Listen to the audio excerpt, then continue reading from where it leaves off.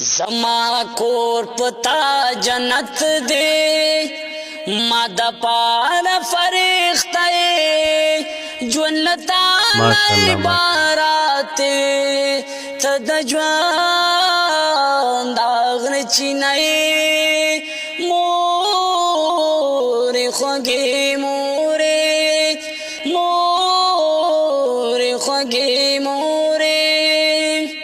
السلام علیکم ملګرو د قاری صاحب د مور په باره کې نظم ویلې خو ډیر خوږ اواز کې نظم ویلې دی او ډیر بهترین الفاظ پکې استعمال کړي دي هر یو لفظ د سرو زرو په اوبو باندې د لیکلو قابل دی نو د چا چې هم مور سره مینه محبت وي هغوی دا نظم ضرور وورئ او ضرور د خپلو ملګرو سره شیر کوي او د قاری صاحب ته په کمنټ کې ماشاءالله سبحان الله ورته ضرور ولیکئ ټیک شوه راځئ دا نظم وورئ جی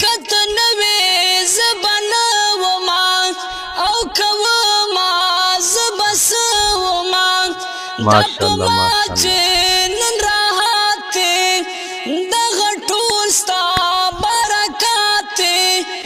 غمنا ماتا یاد دی ستا فکرنا ماتا یاد دی ټوله شپه ماتا دعا کړې ستا نفلونه ماته یاد دی زه دې ګل کړم ځان دې خاورې د سپرلي د باغ وږمې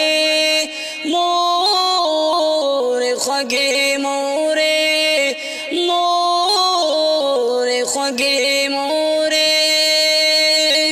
چې به کله شوم ناجوړه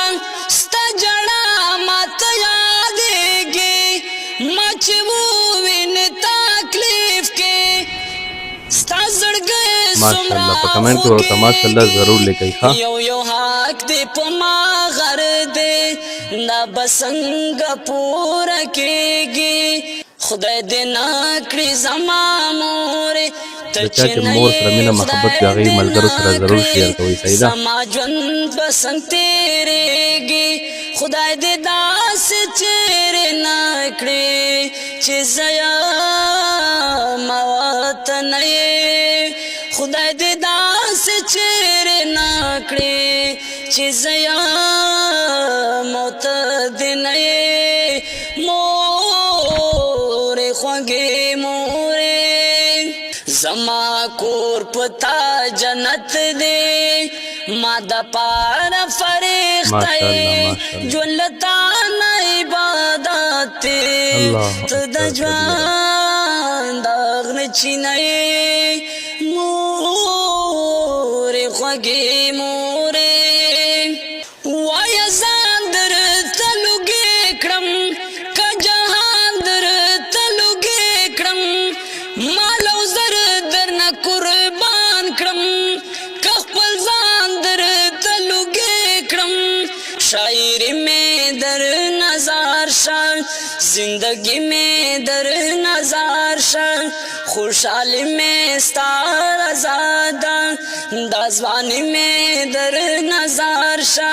که سجده درته جایز وی نو زما خانقاه مورې خوږې زما کور پتا جنت دے ما د پار فرښتې ژوندتا نه عبارت ته د ژوند غیر چینای